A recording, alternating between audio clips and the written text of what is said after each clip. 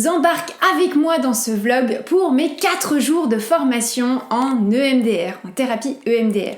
Pour ceux qui ne le savent pas, les thérapies EMDR sont des thérapies de désensibilisation et de retraitement de l'information. C'est-à-dire qu'elles permettent de retraiter en fait les vécus traumatiques non digérés à l'origine de divers symptômes qui sont souvent handicapants dans la vie du patient. Alors les thérapies EMDR ont prouvé vraiment leur efficacité, notamment en ce qui concerne les TSPT, les troubles de stress post-traumatique, et sont recommandées à la fois par la Haute Autorité de Santé mais aussi par l'OMS. Et un rapport INSERM a également démontré son efficacité, ce qui est quand même pas rien. Alors, il faut savoir que les thérapies EMDR sont des thérapies brèves qui peuvent être utilisées à la fois pour des adultes mais aussi pour des enfants et adolescents. Par contre, la formation, c'est pas du tout la même pour les enfants et les adolescents. Moi, par exemple, là, je vais faire une formation pour les thérapies EMDR adultes. C'est ce que vous allez voir juste après. Et puis, ce qu'il faut savoir, c'est que pour un trauma simple, ça peut aller de 3 à 10 séances en moyenne, à raison d'une séance tous les 15 jours. Parfois, une seule séance suffit.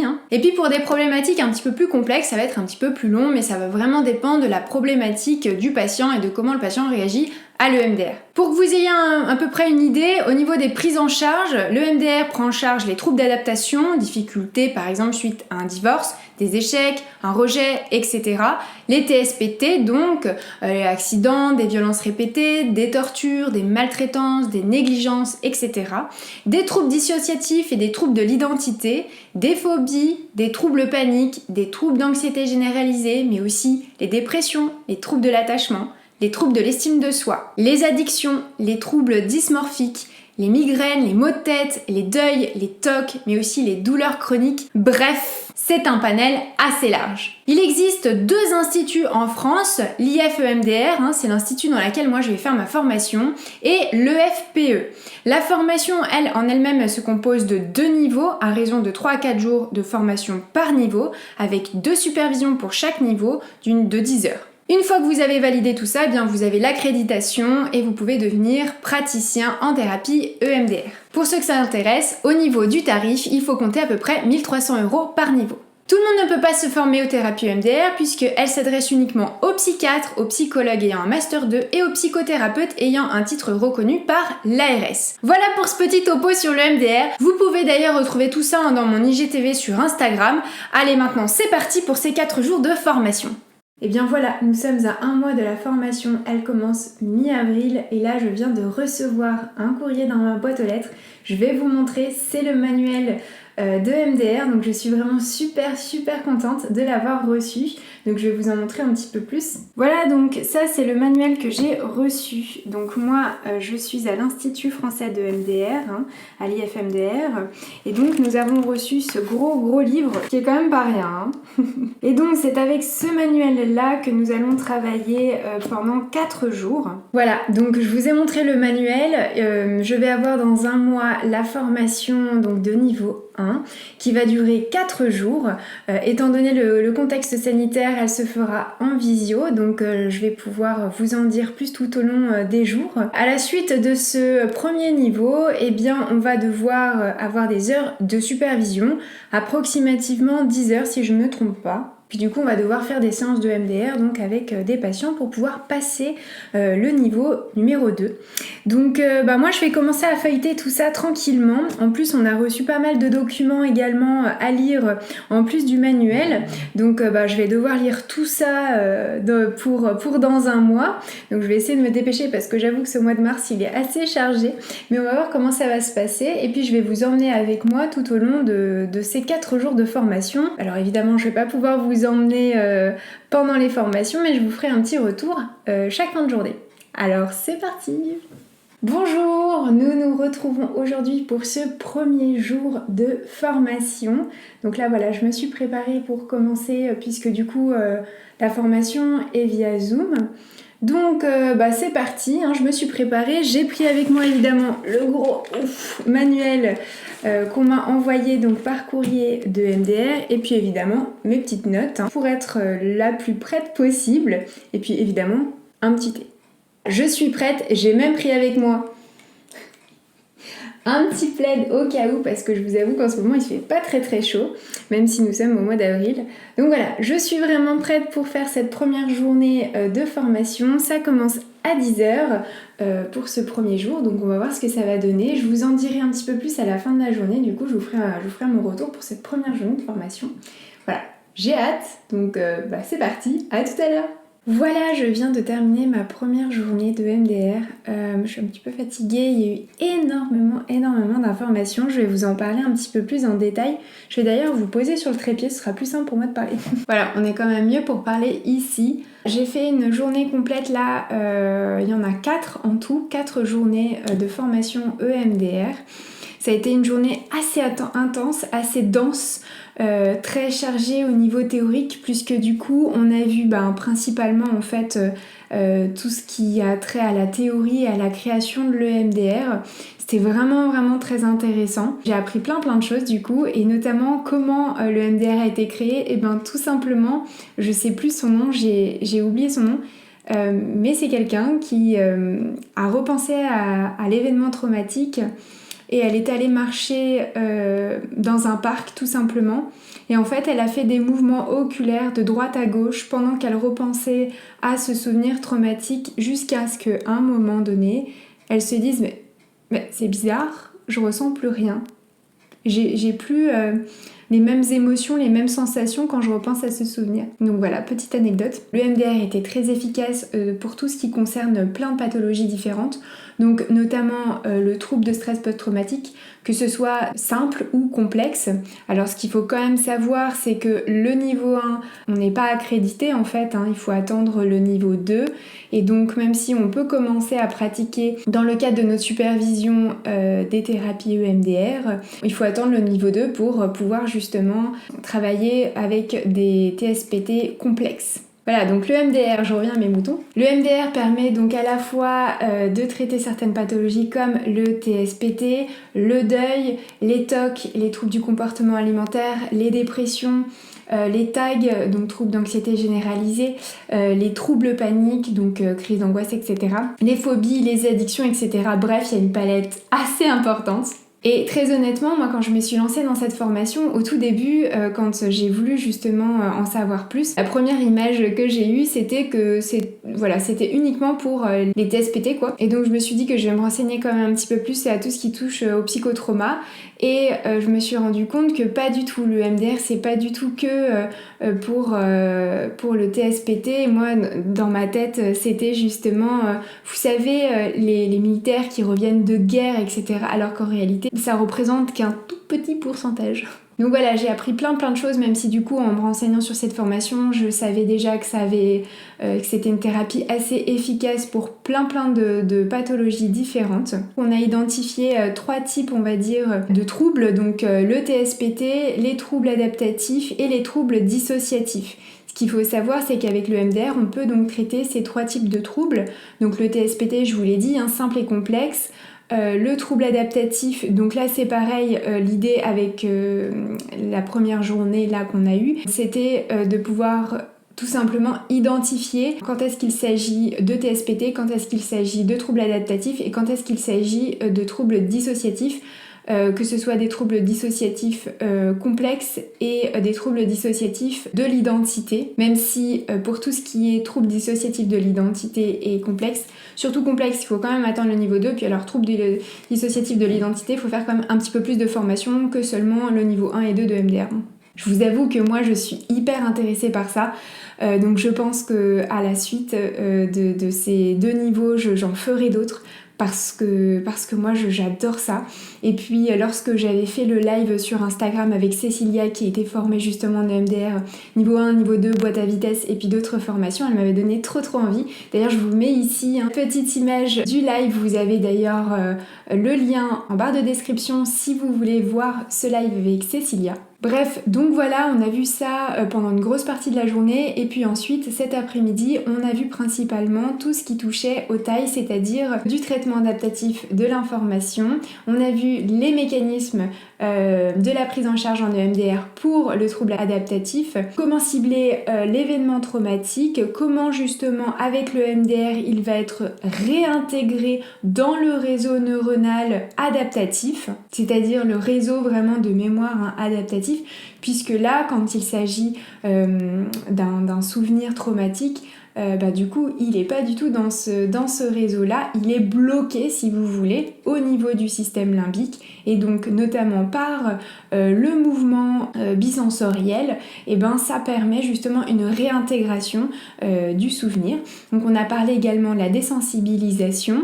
Oui, donc je vous disais, ce matin on a aussi parlé des différentes techniques qu'il existait de régulation émotionnelle et ça c'est vraiment très intéressant parce que c'est indispensable justement pour ramener le patient dans la fenêtre de tolérance. Je vais pas vous faire tout un blabla sur le MDR, vous ferez la formation si ça vous intéresse. Et en fait on va les tester là par la suite dans les 3 jours qui vont venir sur nous-mêmes en fait, tout simplement. Ah oui, c'est que du coup on a vu ensemble les 8 phases que compose le MDR, parce qu'en réalité le MDR c'est pas simplement les mouvements oculaires, c'est 8 phases dont l'outil des mouvements oculaires ne constitue qu'une petite partie. Donc on a vu ces 8 phases là et l'idée c'est vraiment d'amener en fait le patient à intégrer l'événement traumatique, à ce qu'il ne soit plus envahissant, handicapant. Voilà donc pour le débriefing. Voilà, là je vais m'occuper un petit peu d'Instagram, répondre aussi à vos commentaires YouTube parce que je suis un peu en retard comme d'habitude.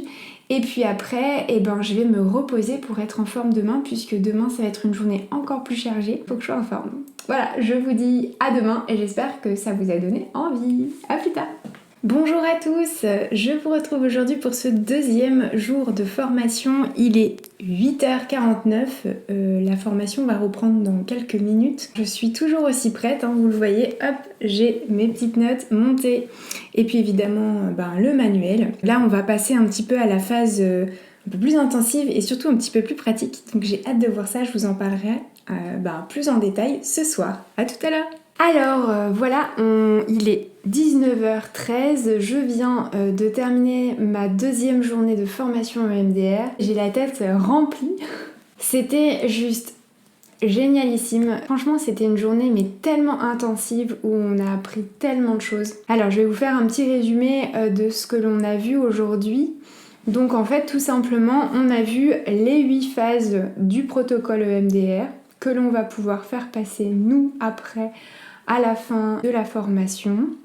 Et donc on a vu les premières phases en fait, tout simplement. On a vu les techniques de stabilisation, on a vu le contenant et le lieu sûr. On a vu également comment faire passer ces protocoles-là avec donc des questions bien précises, avec un plan de ciblage. On a vu comment faire un plan de ciblage pour remettre en place après le protocole EMDR. Alors ça vous dit pas grand chose là, mais pour ceux qui connaissent le EMDR savent très bien de quoi je veux parler. Quand on travaille avec le EMDR, on vient cibler en fait une problématique sur laquelle le patient veut travailler et donc on va lui poser tout un tas de questions, mais au préalable on vient faire ce qu'on appelle une stabilisation et ensuite un plan de ciblage pour pouvoir justement traiter tout simplement l'événement traumatique. J'ai pas encore tout bien en tête. Voilà, c'était supra intéressant. Franchement, on a passé l'après-midi à tout simplement faire de la pratique.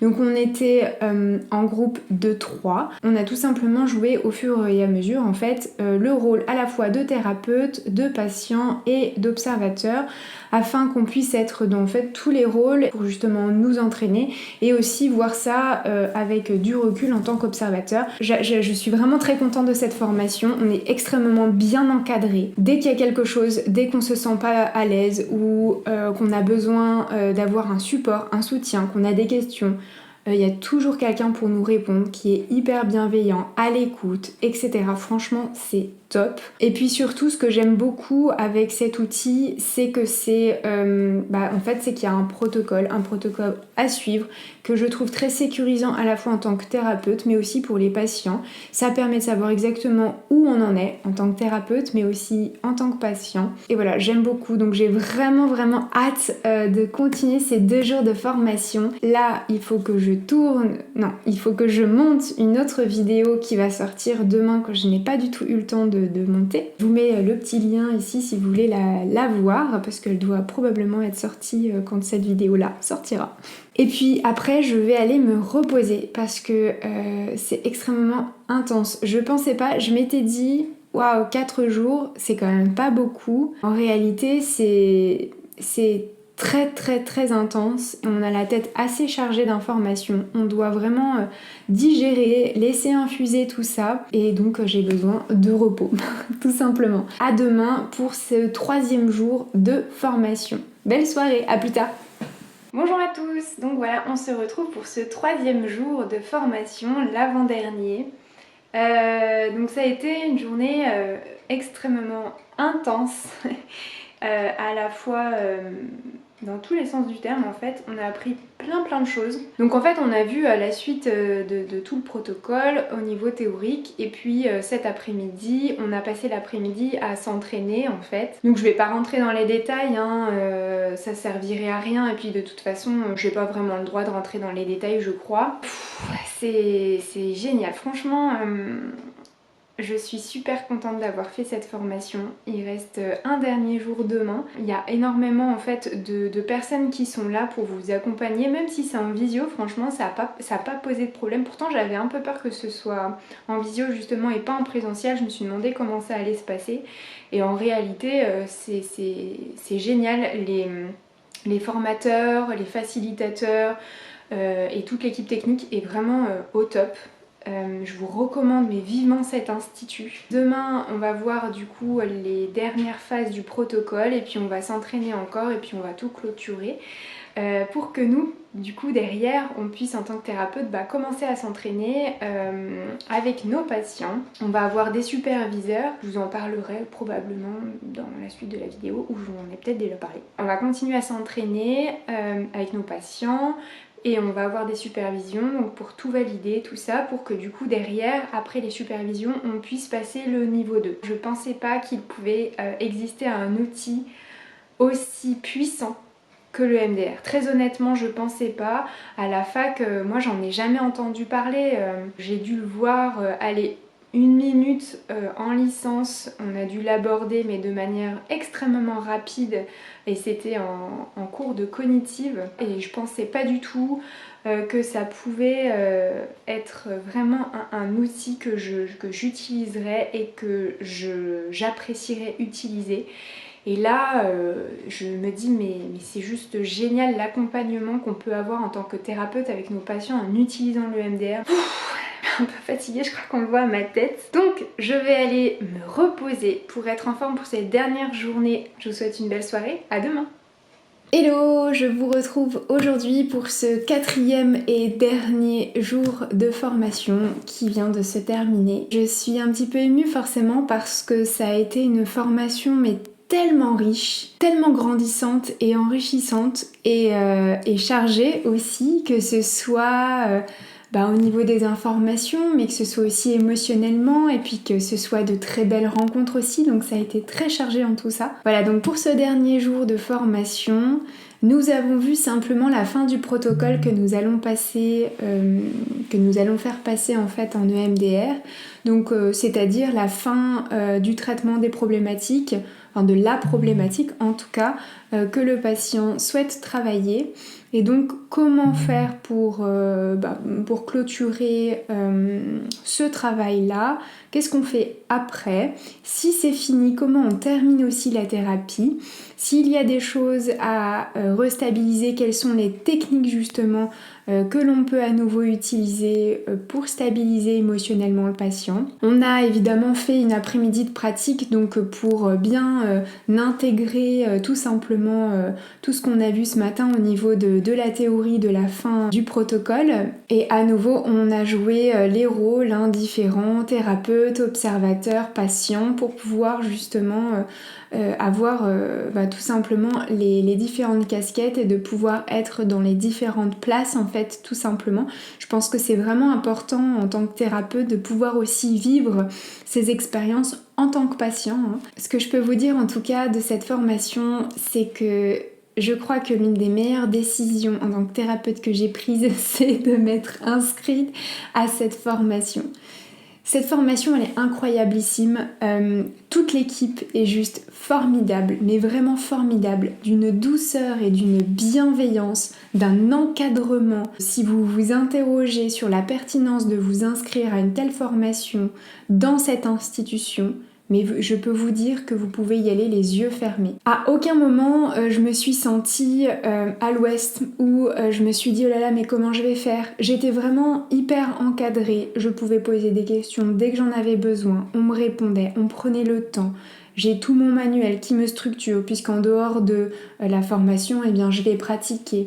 Je sais que je vais avoir mes supervisions en me disant ok en fait si il y a des moments ça va pas, je sais pas quoi faire. Déjà premièrement je sais exactement ce que je dois faire puisqu'on l'a travaillé pendant la formation et je pourrai le voir en supervision. Si j'ai besoin de supervision supplémentaire, eh bien je peux tout à fait en faire. Bref, franchement ça a été une expérience merveilleuse. J'ai la banane quoi et j'attends qu'une seule chose, c'est de pouvoir justement commencer à pratiquer.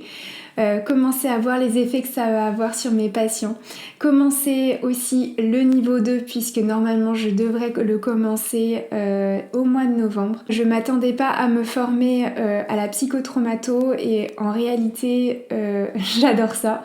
Je sens qu'il y a quelque chose qui s'aligne en tout cas en moi. Donc si vous, ce sont des questions que vous avez en tête, je vous recommande vivement de vous intéresser à cet outil qui est vraiment formidabilissime, je peux pas mieux vous dire. J'espère que ce vlog vous aura donné un petit peu plus d'aperçu, même si évidemment je peux pas vous donner le contenu de la formation, vous imaginez bien. En tout cas, j'espère que ça aura quand même pu répondre à certaines de vos questions.